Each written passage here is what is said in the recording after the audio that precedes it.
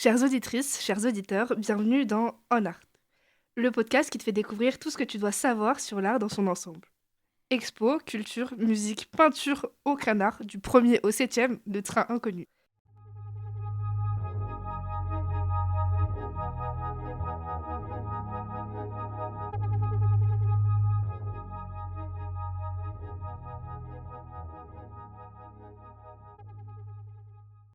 Est-ce que tu t'es déjà demandé ce que font les artistes après être sortis de l'école? Comment ils entrent dans le monde professionnel? Est-ce qu'ils peuvent vivre de leur art? Moi aussi. Et aujourd'hui, on en parle.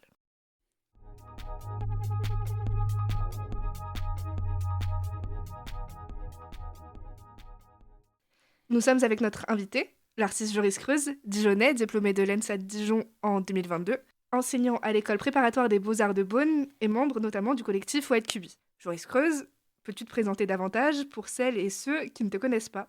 Peux-tu aussi nous parler de ton travail artistique? Bonjour à tout le monde. Donc je m'appelle Joris Creuse, donc effectivement diplômé des Beaux-Arts de Dijon en 2022.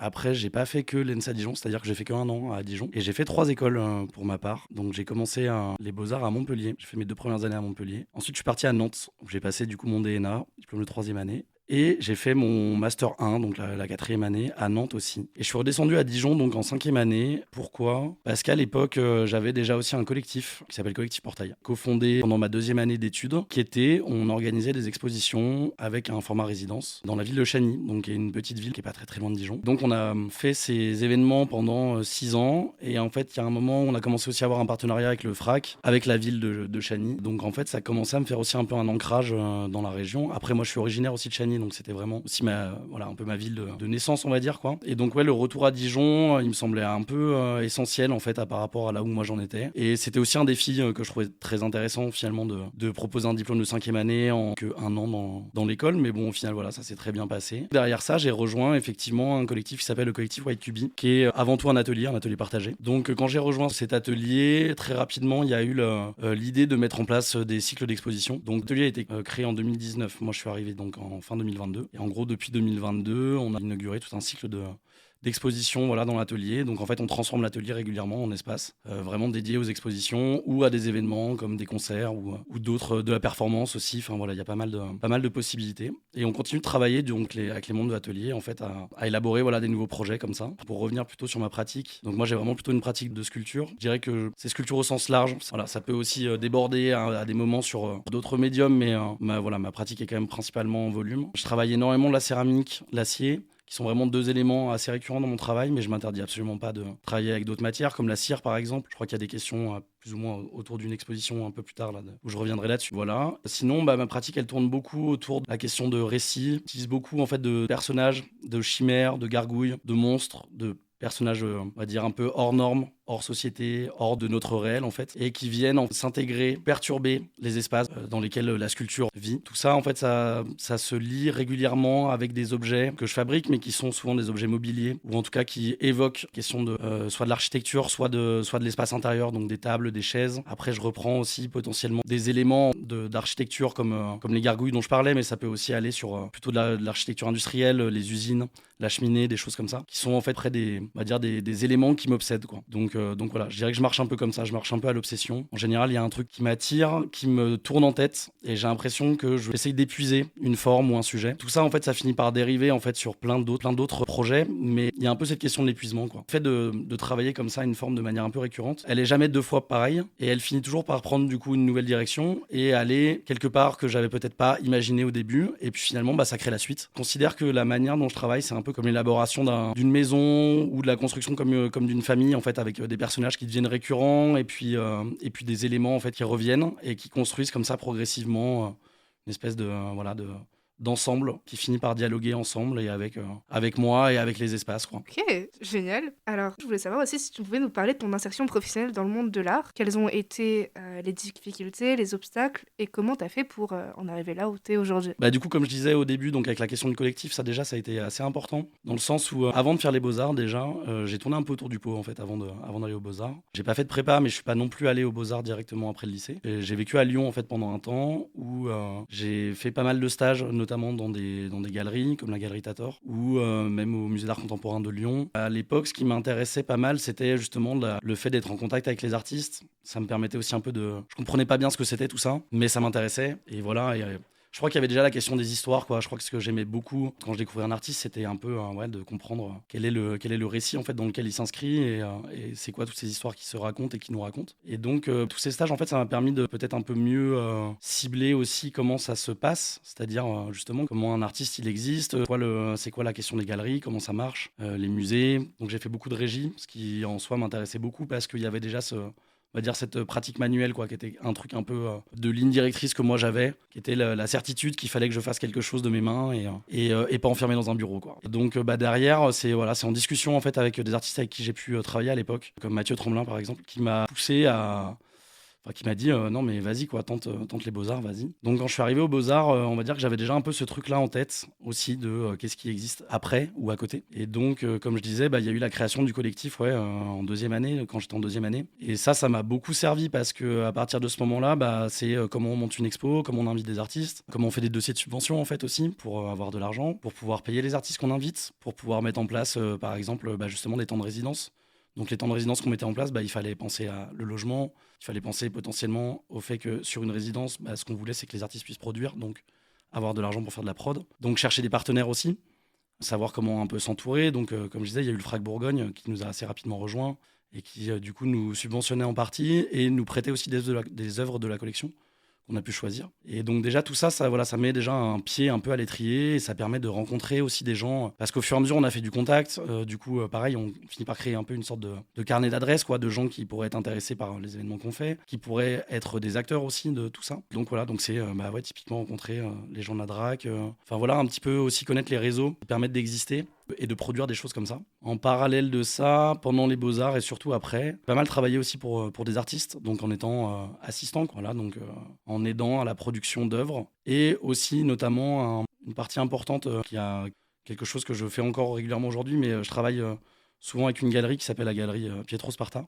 qui est basée à Chagny justement, qui était une galerie que je connaissais pas du tout moi quand j'étais enfant, mais que j'ai découvert finalement quand j'étais aux Beaux-Arts. Avec eux, je me suis déjà retrouvé à aller en foire par exemple, donc aussi à comprendre ce monde-là. J'ai travaillé avec eux sur des montages d'expositions régulièrement. Et puis dernièrement, j'ai travaillé pour l'artiste Thomas Schutte, qui est un artiste que j'adore en plus, donc ça tombait très bien, mais un artiste allemand qui est vraiment... on va dire un artiste important pour moi. Donc là, j'ai travaillé avec un autre membre de mon atelier qui s'appelle Anselme Sennelier, qui est artiste aussi. Et on a travaillé à l'élaboration d'une architecture sculpture pour lui, dans le cadre d'une exposition à la galerie. Donc voilà, donc tout ça, en fait, c'est aussi des choses, on va dire, en parallèle de mon travail qui me permettent aussi de vivre. Et comme tu le disais au début, j'enseigne aussi donc, à la prépa des Beaux-Arts de Beaune. Je donne des cours de sculpture, en fait. De sculpture, de volume, de ce que c'est que de penser la sculpture aussi, quoi, je dirais. Voilà. Donc c'est aussi tous ces à côté, toutes ces choses-là en fait qui permettent à un moment de construire un peu son petit univers et comprendre comment tout ça fonctionne. Et puis bien évidemment tout ça c'est des rencontres quoi. C'est le truc le plus important. Et je voulais aborder aussi ce que plusieurs critiques d'art ont dit, comme Élisée Girardot ou encore Pierre Manceau. Eux semblent se questionner sur la manière dont tu conçois et imagines tes personnages sculpturaux, notamment les plus chimériques. Tu pourrais justement nous en parler ? Oui, c'est un peu ce que je disais, je crois, en introduction sur mon travail, quoi. Mais les personnages, ils viennent de deux. Il y a un peu deux manières de les construire, quoi. Il y a vraiment effectivement le côté gargouille qui est inspiré de ce que je vois en fait. Donc notamment à Dijon, par exemple, je parle beaucoup de ça, mais j'ai l'impression que je suis très influencé par le lieu dans lequel je vis. Dijon, en fait, avec l'histoire de Dijon, avec Notre-Dame, par exemple, et toutes les chimères en façade, avec l'histoire de la sculpture médiévale aussi à Dijon. Il y a quelque chose comme ça, à un moment où j'avais besoin un peu de me confronter à cette histoire-là et de créer mes propres récits avec ça. Donc il y a cette figure de la gargouille, qui est devenue récurrente. Et la gargouille, ce qui m'intéressait, c'est que c'est en même temps une espèce de traversée, quoi. C'est aussi la question du chéneau, c'est potentiellement un vase, une manière un peu de rejouer en fait ces chimères. Par la suite, donc oui, d'autres personnages ont commencé à apparaître qui sont plutôt inspirés, on va dire, de lecture ou même de l'ordre du rêve, où j'aime bien un peu reprendre des figures qui sont des sortes de personnages un peu hors normes, qui sont un peu hors société, des des espèces de personnages carnaval qui soient un peu entre l'ogre ou le personnage un peu difforme, quoi, des choses qui pourraient sortir un peu des peintures de Bosch aussi, par exemple. Et donc ces personnages, ouais, ils viennent en fait interagir du coup avec nos espaces réels. Moi, c'est ça qui m'intéresse aussi dans cette manière de les ramener. Je travaille beaucoup en fait sur différentes échelles et notamment beaucoup la maquette. Et ce qui m'intéresse avec la maquette, c'est que c'est de nouveaux espaces de projection. Donc ça peut être des nouveaux micro-mondes dans lesquels les lois physiques changent et dans lesquels voilà, on peut s'inventer maintenant une nouvelle forme de narration. Et tout ça, finalement, ça raconte aussi beaucoup de choses de notre monde concret, mais en passant voilà, par le biais du fantastique, de l'imaginaire, et puis de personnages qui incarnent comme ça voilà, des directions, en tout cas, que moi j'ai envie de donner à la sculpture et à ce que je vois de ça. Effectivement, Pierre, par exemple, il a été premier en fait, à écrire un texte voilà, comme ça, de manière assez libre sur mon travail, et c'était vraiment déjà aussi une super expérience, en fait, à un moment d'avoir le regard aussi de quelqu'un d'autre sur sa production, parce que finalement, justement, c'est là où on se rend compte que lui, ce qu'il va le toucher, c'est pas forcément exactement la direction que moi j'imagine à ce moment-là. Après, c'est comment finalement, justement, cette question du récit, elle devient un peu plus universelle, quoi. Et on se rattache tous, je pense, à des souvenirs ou à des éléments en fait qui sont marqués de notre propre histoire. Et je trouve que c'est ça en fait qui est génial de toute façon dans le monde de l'art en général, quoi. C'est comment on rattache nos propres récits à la grande histoire de l'art, quoi. Ok, je vois très bien, il y a quelque chose de très enfantin dans l'imaginaire. Ouais, ça c'est important. Enfin, je crois que ça c'est un peu le truc, comme je disais aussi un petit peu au début, de qu'est-ce que tu veux faire plus tard. C'était peut-être pas être trop adulte non plus. Ok, oui, je vois. Voilà, de pas être dans des rapports trop métro boulot dodo et tout ça, quoi. Et enfin bref, c'était un peu mes angoisses. Je pense que ça l'est encore un peu, en fait. C'est comment réussir à s'extirper, en fait, voilà, d'une certaine réalité qui me plaît pas tant. Et donc le rapport à l'enfance, bien sûr, même dans la manière un peu spontanée de faire les choses, le fait de travailler aussi de ses mains. Enfin, pour moi, c'était un peu acquérir une certaine forme de liberté. Et donc voilà, j'essaye de l'entretenir, de continuer de penser de manière assez libre, assez enfantine, ouais. Je vais terminer avec quels conseils tu pourrais donner aux futurs artistes en art ou aux futurs diplômés d'art pour trouver une place dans ce milieu qui est fortement touché par la précarité, l'incertitude du lendemain et l'instabilité professionnelle. Je crois que le premier conseil en soi, c'est de s'accrocher, de continuer vraiment. Enfin, en fait, c'est hyper compliqué parce qu'en fait, c'est tout le temps des hauts et des bas, quoi. Il y a par exemple le moment où tu arrives un peu au bout quand tu arrives à l'aboutissement, par exemple, d'une exposition voilà, que tu es en train de construire depuis un certain temps. Enfin, tu as toutes les munitions de ce truc-là. Tu as toute la partie à l'atelier, justement, qui est hyper importante. Puis après, il y a toujours un peu un crash, quoi, au moment où le vernissage est passé et où l'exposition est en cours. Une espèce de petit vide, quoi, un petit moment un peu planant comme ça, qui est des fois assez difficile. Et puis il y a des temps longs qui sont importants, qui sont aussi des temps justement des temps d'atelier, des temps de recherche, des peu moins frénétiques aussi, parce que voilà, des fois ça peut aussi être assez frénétique finalement. Il peut y avoir tout d'un coup plein de choses qui se passent sur un temps très court. Donc faut savoir gérer un peu ces deux choses-là. C'est important de pouvoir les apprécier aussi, voilà, de pas désespérer, quoi, bien sûr. Après, pour moi, ce qui est très important, c'est les rencontres, les contacts, d'aller en vernissage, rencontrer les gens, s'intéresser en fait à, par exemple, aller dans un lieu, comprendre pourquoi il existe, comment, qui sont les acteurs de ce lieu, qui sont les artistes qui exposent, quoi te rattache ou pas à tout ça, et en tout cas à vraiment rencontrer, dialoguer avec les gens, pas hésiter à envoyer des messages à des personnes voilà, avec qui tu sens qu'il y a une certaine forme d'affinité. Moi je trouve qu'il y a un peu la question c'est un peu une famille dans le monde de l'art, avec justement on construit chacun sa petite famille. Il y a un moment tu rencontres des gens qui ont les mêmes sensibilités et du coup tu as envie d'évoluer avec eux, et ça porte beaucoup. Effectivement, la question du collectif, elle est pour moi super importante, parce que travailler en collectif, ça permet vraiment d'être plus fort en fait. Enfin, ça permet d'aboutir des projets qu'on se sentirait pas de porter tout seul, et tout d'un coup d'être à plusieurs, c'est hyper enrichissant, et on se rend compte que moment chacun, justement, par ses compétences diversifiées, devient un peu une pierre importante à l'édifice qui est en train de se construire. Et voilà, donc je trouve que ça, c'est super important, la question du collectif, surtout au début, quoi. Voilà. Alors j'apprécie vraiment les temps où je suis tout seul à l'atelier, dans ma tête, et en train de produire, mais je me vois pas forcément avoir mon atelier tout seul, un peu éloigné des autres. Je trouve que le plus important quand même, c'est de rester justement en groupe, de rester proche des gens, de s'intéresser aussi énormément à tout ce qui se passe, d'aller voir beaucoup d'expos. Et puis voilà, après il y a une diversité en fait de métiers dans le monde de l'art qui font qu'il y a un moment où on peut se rendre compte que finalement la direction qu'on a envie de prendre, c'est peut-être pas être artiste finalement, mais peut-être quelque chose qui gravite là-dedans et qui est super intéressante, quoi, que ce soit l'écriture, la curation, même la prod. Enfin voilà, il y a énormément de choses comme ça qui existent, et je trouve que c'est bien d'essayer aussi un peu de toucher à tout dans un sens. Enfin, moi ça m'a plu, enfin je crois que c'est un peu comme ça que je travaille, quoi. Il y a un peu un truc de curiosité où il y a un moment, s'il y a quelque chose que je connais pas, j'ai envie de l'apprendre et de le connaître, et parfois ça sert, parfois ça ne me sert plus, mais en tout cas voilà, il y a un peu un truc de gourmandise, quoi. Faut être un peu gourmand, faut vouloir en manger beaucoup, quoi. Et voilà, je pense que c'est surtout ça le meilleur conseil.